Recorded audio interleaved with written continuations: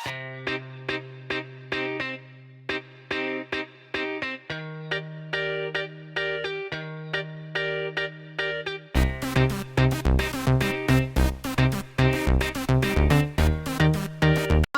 Line यहाँ और बना लो भले, वो भी सारे के सारे क्या हो, सारे क्रस्ट। अब आपको ऐसा लग रहा होगा कि ये लाइट वेव एक खिड़की में से निकल रही है, एक विंडो में से निकल रही है, एक मखसूस एरिया में से पास हो रही है। तो इसको आप ऐसे कंप्लीट ड्राइंग कर दो। ये एक प्लेन बन गया। प्लेन का मतलब एक खिड़की बन गई और उस खिड़की में से निकल रही है लाइट वेव, जैसे आप विंडो खोल। अब ये जो न्यूमेरिकल हम कर रहे हैं, पहला न्यूमेरिकल, इसमें कह रहा है क्या चीज़ है, रेडियो ब्रॉडकास्टिंग स्टेशन है, वहाँ से रेडियो वेव को ब्रॉडकास्ट किया जा रहा है। उसकी वेवलेंथ क्या है, नहीं सॉरी फ्रीक्वेंसी क्या है, 1300 किलो हर्ट्ज। अब किलो का मतलब होता है, प्रीफिक्स आपको पहले पढ़ाए थे, किलो का मतलब है 1000, किलो का मतलब है, आप चाहो तो लिख दो 1300 के आगे 3 0 लगा दिए मैंने, और किलो हटाया क्या लगाया, 3 0 लगा दिए। फिर कह रहे हैं, उसने ये बता भी दिया कि k क्या है, वेयर 1k का मतलब है 10 की पावर 3, तो वो मैंने डायरेक्ट क्या कर दिया, 1000 से मल्टीप्लाई कर दिया तो 1000 आ गया, ठीक है। And the speed of radio wave is, radio wave की रफ्तार, रेडियो वेव की स्पीड, वेव स्पीड क्या बताई है, 3 एक्सपोनेंट 8 मीटर। ये रफ्तार अगर वो आपको नहीं भी बताए तो ये आपको पता होनी चाहिए। जब मैंने आपको इलेक्ट्रोमैग्नेटिक वेव पढ़ाया तो बताया था कि हर इलेक्ट्रोमैग्नेटिक वेव, चाहे वो रेडियो हो, इंफ्रा हो, विजिबल हो, एक्सरे हो, सबकी रफ्तार क्या होती है, 3 एक्सपोनेंट, जिसको स्पीड ऑफ लाइट भी कहते हैं। F frequency, wave speed. अब मालूम क्या करना है, क्या कह रहा है, हाँ शुरू में कहा था ना, what is the wave length, तो वेव लेंथ मालूम करनी है। मतलब हमें क्या मालूम करना है, हमें लैम्डा, वेव स्पीड बताई, फ्रीक्वेंसी बताई, क्या मालूम करना है, वेव लेंथ। अब बताओ फॉर्मूला क्या है। अभी तक हमने एक ही डेरिवेशन करी है ना, एक फॉर्मूला बनाया, कौन सा था वो, वेव स्पीड का relation, wave speed of frequency का क्या बताया था अभी, v equal to F lambda, v equal to, ये बहुत एक मतलब ज़्यादा यूज़ होने वाला, मोस्टली यूज़ होने वाला फार्मूला है फिजिक्स में जब वेव्स पढ़ते हैं हम, तो लिहाजा फार्मूला देखो, आपने डेटा बना लिया, 1 नंबर आ गया डेटा का। फिर आपने सॉल्यूशन की हेडिंग बनाई, सही दुरुस्त फार्मूला लिखा, फार्मूला क्या है, v equal to F lambda. 1 mark आ गया, आधा नंबर आ गया, 1.5 मार्क हो गए। अब सब्स्टिट्यूशन करनी है, मतलब वैल्यू पुट करनी है। वैल्यू क्या पुट करेंगे, देखो हमें क्या चाहिए, लैम्डा। पहले फॉर्मूले को अरेंज भी कर लेना है, लैम्डा अलग कर लो, क्या हो जाएगा, v अपॉन, अब सब्स्टिट्यूशन कर रहा हूँ, वैल्यू पुट कर रहा हूँ, तो देखो v कितना आएगा, 3 एक्सपोनेंट 8, और फ्रीक्वेंसी कितना है, 13। अच्छा देखो, क्योंकि ऊपर एक एक्सपोनेंट आ रहा है, ज़्यादा अच्छा ही होगा नीचे भी एक्सपोनेंट आ जाए। तो आप एक काम करना, जो मैंने डेटा में लिखा है ना 13 के आगे 5 0, इसको आप साइंटिफिक नोटेशन में लिख दो, वो ज़्यादा अच्छा है, ताकि ना ऊपर नीचे 10 की पावर खड़ी आएगी। क्या यहाँ 8 डिजिट हैं, 1 2 3 4 5 6 7 हैं, 8 नहीं बन रहे, तो जितने बन रहे बना लो, कोई मसला नहीं है। देखो क्या होगा, मैं पॉइंट अगर यहाँ ले आऊँ, मान लो यहाँ ला रहा हूँ 13 के पास 1 पॉइंट, अब आपको साइंटिफिक बनाना आता है ना, क्या करेंगे, 1 2 3 4 5 6, कितने आ गए, 10 की पावर, ये इस्तेमाल कर लेना। ये मैं अभी क्यों बता रहा हूँ, क्योंकि अब ये जहन में आया कि ऊपर नीचे 10 की पावर आसानी से काट देंगे फिर हम, ठीक है। और अगर ऐसा नहीं करोगे तो थोड़ा सा कैलकुलेशन करने में आपको प्रॉब्लम हो सकती है, तो डेटा में चेंज मार लेना। अब क्या है, अब 1.3 10 की पावर कितना, 6। अब क्या करेंगे, क्योंकि अगर साइंटिफिक कैलकुलेटर नहीं होता तो हम क्या करेंगे, 3 को डिवाइड किससे करेंगे, 3 को डिवाइड करेंगे 1 पॉइंट, करो मुझे बताओ क्या आंसर आ रहा है, 3 डिवाइडेड बाय 1.3 2.307। और बताओ 10 कितना बच रहा है यहाँ, एक्सपोनेंट कितना बच रहा है, एक्सपोनेंट कितना बच रहा है, बासिल बताओ कितना बच रहा है इधर, कितना बच रहा है बताओ ना, ऊपर 8 नीचे 6, नीचे 6, कितना बच रहा है? 2 बच रहा है ना, नीचे के 6 ऊपर के 6 कट गए, क्या हो गया बासवेल? दूध नहीं पी रहा आजकल? 10 की पावर कितना? अब आपका आंसर ये भी हो सकता है, या चाहें तो 10 की पावर 2 का मतलब होता है 100। आप इसको 100 से मल्टीप्लाई करें, पहले देख लें आपका आंसर है क्या। वहाँ लिखा हुआ है 230.76, क्या लिखा हुआ है? 230.7 और 10 की कोई पावर नहीं लिखी हुई, तो क्या करेंगे? देखो ये वाला पॉइंट उठाओ, 1 कदम और 2 कदम शिफ्ट करूंगा, कहाँ रखूंगा पॉइंट? पॉइंट यहाँ से उठाया, कहाँ रखूंगा? 230 पॉइंट। मैं 2 कदम ही क्यों चलाऊं? पहले से 10 की पावर कितनी लिखी है? मैं चाह रहा हूँ 10 को ख़त्म करना, तो 2 को ख़त्म करने वाला कौन है? -2। तो मैं 2 कदम उल्टा चला तो 2 के साथ आएगा -2, तो 10 की पावर 2 माइनस, और ये पूरा ख़त्म हो जाएगा, मतलब 10 की पावर 0 हो जाएगी, और 10 की पावर 0 का मतलब होगा 1। तो आपका आंसर क्या होगा? 230.7 मल्टीप्लाई बाय 1, तो जवाब आएगा 230.7 मीटर। सही भाई? किसी को कोई सवाल? देखो फॉर्मूला लगाया, अरेंज किया, सब्स्टिट्यूट करा, डिवाइड किया, 10 से 10 पावर काटी, सही है, और फिर चाहो तो ये भी आंसर छोड़ सकते हो यूनिट लिख के। और अगर आपको ये याद हो कि बुक में आंसर एक्सपोनेंट में नहीं दिया हुआ था, या फिर एक तरीका याद रख लो कि अगर 10 की पावर 2 है और आप कह रहे हो कि नहीं 10 की पावर में नहीं लिखना, तो आप उतने कदम उल्टे चलो, तो पॉइंट में उल्टा लेके चला, कहाँ? 1 और 2, ताकि 2 से 2 कट गया और आपका आंसर एक्सपोनेंट में नहीं आएगा, एग्जैक्ट स्टैंडर्ड फॉर्म में आएगा। अगर आप यहाँ भी रोक दोगे ना आंसर, कोई हर्ज नहीं है, मान लिया जाएगा, लेकिन जब आप इतनी प्रैक्टिस कर लोगे, आपको पता रहेगा कि बुक में इसका आंसर ये है, तो आपकी कोशिश ये होनी चाहिए कि आप यहाँ तक इसका आंसर को फॉलो कर लो, तो पूरे 3 मार्क का न्यूमेरिकल आपका हो जाएगा। अब कुछ रट्टा, कुछ याद करने वाला नहीं है, सिर्फ प्रैक्टिस है, समझना है। वैल्यू चेंज होकर नहीं आती है, बहुत मुश्किल है कि वैल्यू चेंज करके देता है, बट आपकी प्रैक्टिस होनी चाहिए। वैल्यू अगर ये वाली चेंज नहीं हो सकती, ये तो फिक्स है, हाँ फ्रीक्वेंसी चेंज हो सकती है, क्या पता वो रेडियो वेव ना बोले, वो बोले एक्सरे, गामा रे, इंफ्रारेड रे, तो फ्रीक्वेंसी अलग हो सकती है, सही है।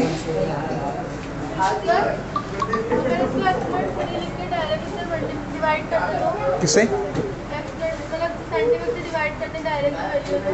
कहाँ पे, किस स्टेप पे आ गए? जो आपने लिखा है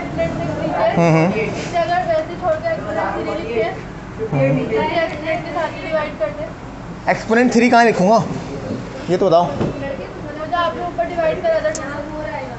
ऊपर मैंने 2 से डिवाइड करा, देखो ये तो स्पीड की 10 की पावर 8 था, फ्रीक्वेंसी को मैंने यहाँ बनाया 10 की पावर 6, मैंने ये बनाया। अगर मैं ये ना बनाता तो मैं ये भी बना सकता था कि मैं इसको ऐसे छोड़ता 1300, और किलो का मतलब है 10 की पावर 3, ऐसे, तो फिर यहाँ मैं क्या रखता? फिर मैं ऐसे रखता 3, 8, नीचे आता 13 और 1300 और 10 की पावर, फिर इन्हें काटते और यहाँ से कट के क्या बचता? ऊपर 10 की पावर 5 बचती, फिर क्योंकि नीचे 3 ऊपर 8, फिर यहाँ जो आंसर आता उसको एडजस्ट करते। मेरा ख्याल है वो थोड़ा और ज़्यादा आपको कॉम्प्लिकेटेड लगता, करके देख सकती हो, समझ आए तो वो भी कर। साइंटिफिक से तो आ जाएगा, देखो साइंटिफिक से तो आप यहाँ इसको भी रख दोगे ना, डायरेक्ट आंसर आ जाएगा, लेकिन आपको दोनों काम आने चाहिए, साइंटिफिक के बगैर भी आना चाहिए, क्योंकि कानूनन आपके पास साइंटिफिक अलाउ नहीं होना चाहिए, आपको मैनुअली आना चाहिए काम, ठीक है। चलो फिलहाल अभी हमने जो न्यूमेरिकल किए हैं वो एग्जाम्पल के 2 किए हैं और प्रॉब्लम का अभी 1 करा। अब अगली जो भी नेक्स्ट क्लास होगी उसमें आगे के न्यूमेरिकल करेंगे। चलो अब न्यूमेरिकल ही थोड़े से चलेंगे, फिर कोई टॉपिक हमारा आएगा।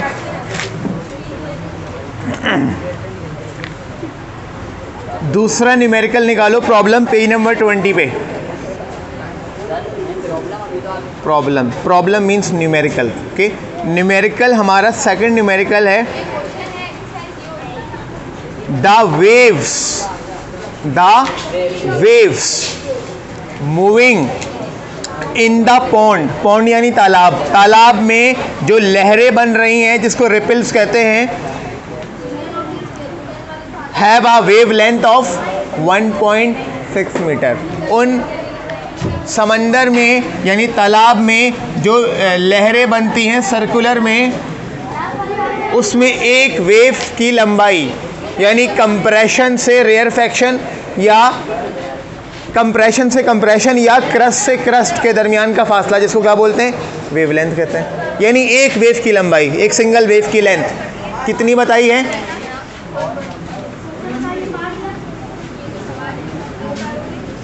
लैम्डा कितना है? 1.6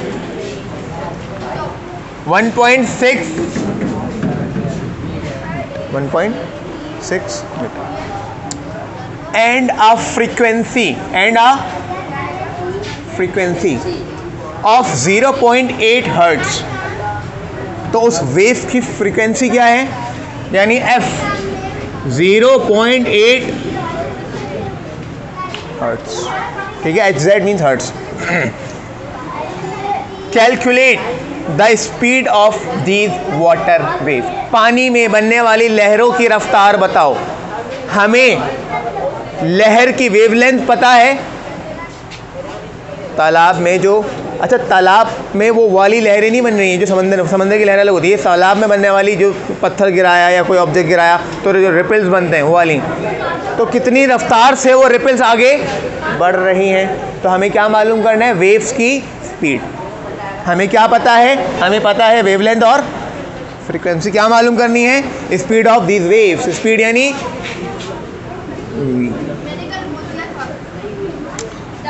फॉर्मूला बताओ क्या है? कल समझाया, वेव स्पीड और फ्रीक्वेंसी का रिलेशन क्या होता है? वेव स्पीड और फ्रीक्वेंसी का रिलेशन क्या होता है? v equal to F lambda. v equal to F lambda. सही, फॉर्मूला आया v इक्वल टू एफ। क्या फॉर्मूले को अरेंज करना है या ऐसे ही सब्स्टिट्यूट कर दें? क्योंकि हमें यही तो चाहिए, v तो चाहिए, तो क्या हो जाएगा? 0.8 मल्टीप्लाई 1.6। कैलकुलेटर उठाएंगे, मल्टीप्लाई करेंगे, बताएं आंसर क्या आ रहा है? यूनिट आ जाएगा मीटर पर सेकंड। 1. ये हो गया आपका आंसर और आपको मिल गए 3 मार्क्स। नेक्स्ट क्वेश्चन 3, इसको समझें, थोड़ा सा टिपिकल सा क्वेश्चन है। देखो भाई, ध्यान दो सवाल पे। अब पहले फौरन तीसरा सवाल कह रहा है 50 waves pass through a point. एक जगह से 50 लहरें गुजर रही हैं। कहाँ से? Through a point in the rope, in the रस्सी में। इन 10 सेकेंड, 10 सेकेंड में कितनी वेव्स बन रही हैं? 50। What are the frequency? सबसे पहले हमें क्या बतानी है? Frequency and the period of the wave, यानी कि टाइम पीरियड। फ्रीक्वेंसी बतानी है और टाइम पीरियड बताना है, 2 बातें। फिर पहले तो इतना लिख लो, क्या बताया? नंबर